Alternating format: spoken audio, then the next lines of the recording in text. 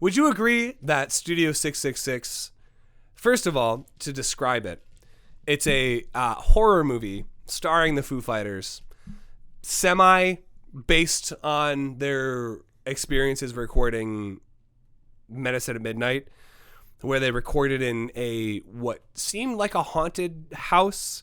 And I know Dave made a big deal about Dave Grohl, lead singer and guitarist, made a big deal in interviews about mentioning how there were weird things happening at the house while they were recording.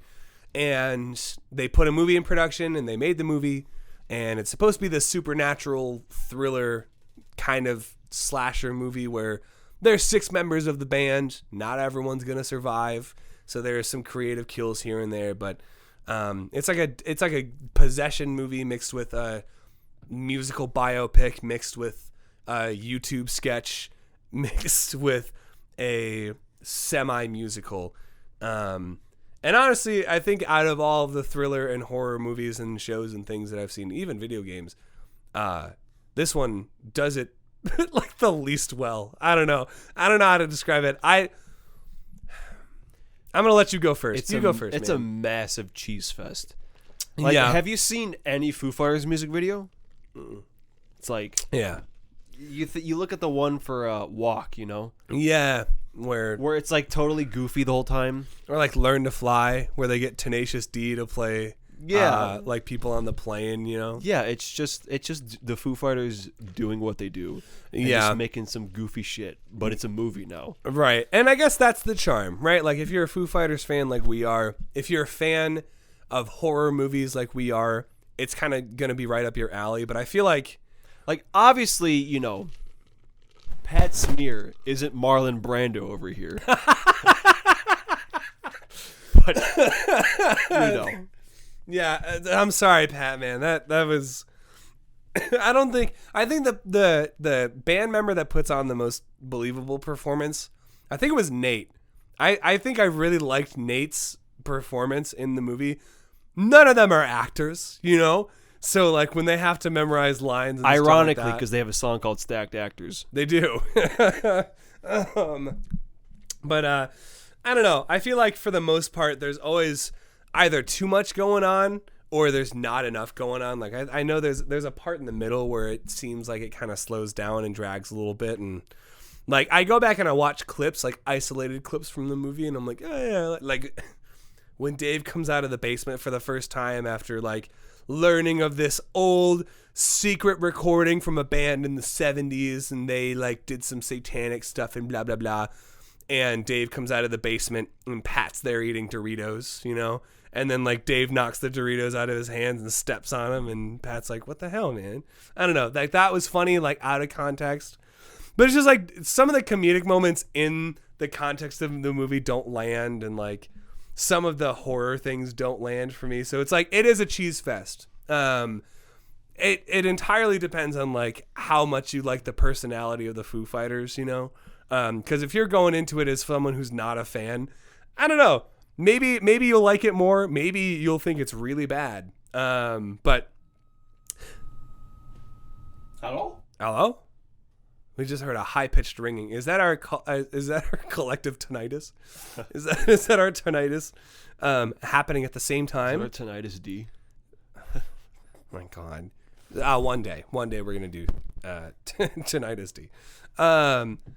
But yeah, dude, I don't know. Like, what did you think about the horror elements? Because like they definitely try to inject some scary bits and some, like, you know, cinematography reminiscent of a lot of older horror films, like POV, kind of like Evil Dead. You know, what do you think? Was it effective? I mean, no, but also I don't get scared from movies, like whatsoever. There's not one movie out there that like scares me. Not one. What was it? The Ethan Hawke one. Oh, Sinister? Sinister. Yep. Freaked me out. I was just seeing some Instagram post about how Sinister is one of those movies that like stays with you after it's over. Like if you've seen it, the lawnmower scene. Yeah, that was the scene that popped up on my Instagram feed. And there's one scene where they're setting a car on fire. and there's this really weird soundtrack. It's like backwards or something. Yeah. Super creepy. We're getting off topic. Yeah, go watch Sinister. But point is being, I'm not the person to talk about horror like scares, because nothing scares me in movies. Yeah. But I had fun with it. But honestly, the best thing to come out of this movie was the soundtrack. Yeah. The Dream Widow EP that came with it, slays. Yeah. Actually slays. Really good. And it's only like half an hour. It's like 8 songs. And like Dave Grohl apparently recorded all of the instruments by himself. Which is nuts, because there's some really insane guitar stuff happening. Because it's like a metal album. Like, it's not like a traditional Foo Fighters like rock album. Yeah. Yeah, it ends with like a really long instrumental piece. Yeah. Which Dave Grohl in the movie was like, we're going to make 2112 times 2112. Which I appreciated that joke. Yeah. Yeah, there were some jokes in there, because you can tell, like, I feel like as far as the humor goes, which is a totally separate topic, which I know we can both talk about, because we're both funny guys. I crack myself up. But some of the humor, you can tell, was like an improvisational, encouraged scene where the director, whoever, I don't even know who directed it, but they were like to the band, I don't know, just let loose, just be you. And the other actors in the scene, the actual comedic, I know Jeff Garlin is in the movie. I think it's Jeff Garlin. And then Whitney Cummings is also in the movie, and she plays like the neighbor. And so like these are actors that have like comedic chops and histories and stuff. And they have to work alongside the Foo Fighters in these like cheesy, like sometimes improv bits where like you can tell the rest of the band isn't really comfortable improvising except for like Dave. So like they turn to someone like Rami and he has to do some like funny reaction. And I don't know, it just comes off so like cringy. No, I mean the funniest scene to me, I laughed out loud for several minutes, was they were recording the song, and like slowly over the course of the movie, Dave is like hell-bent on, recording this really long song, and they keep recording it and re-recording and adding on to it, and everyone's getting frustrated, and it's like at the end of a rehearsal session, and I think Chris Shiflett, the lead guitarist, tries to like calm everyone down, and he turns to everyone and he's like, all right, let's take 5. Let's come at this again. And then they all start walking away.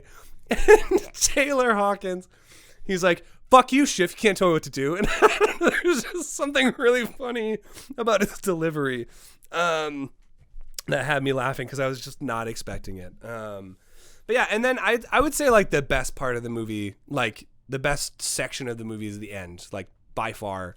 Yeah, just the there was a whole like montage where they're talking about how like Dave has been acting recently, and he's like full on possessed, and it cuts back and forth between like, what is he making a sandwich in one of them?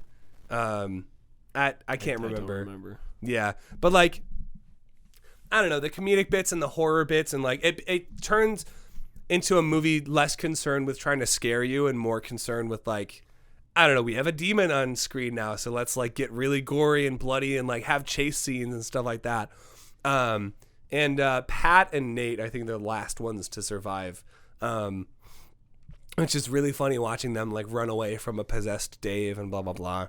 Yeah, I mean, I don't know. I think it kind of drops the ball a couple of times in those like regards as far as like being effectively scary or funny, but it's kind of a must watch if you're a Foo Fighters fan, because tragically I think it's the last thing that they're gonna do like as a band, or like last thing that they're gonna release as a band. Yeah.